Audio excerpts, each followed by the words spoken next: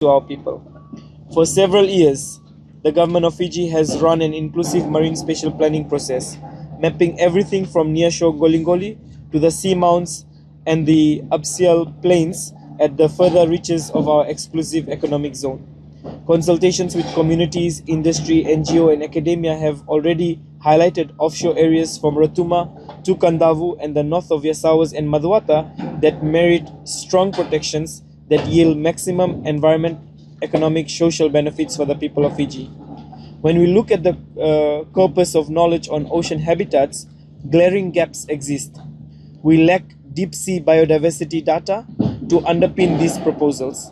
Without hard evidence of unique habitats and species in our abyssal plains and seamounts, the case for large-scale protection is harder to secure, both at cabinet and, crucially, in the village hall discussions. Pristine Seas brings the tech we need to close that gap. Autonomous deep drop cameras, environmental DNA sampling, and for the first time in Fiji, a human-occupied submersible capable of filming fragile benthic life kilometers below the surface. Over the next week, I will observe these tools in action and report back to the government and stakeholders alongside Honorable Lenora Ngerengere Tambua. Importantly, through the Memorandum of Understanding, we will ensure that the data, the imagery, and the analysis are accessible to all Fijian researchers and practitioners, including the media themselves.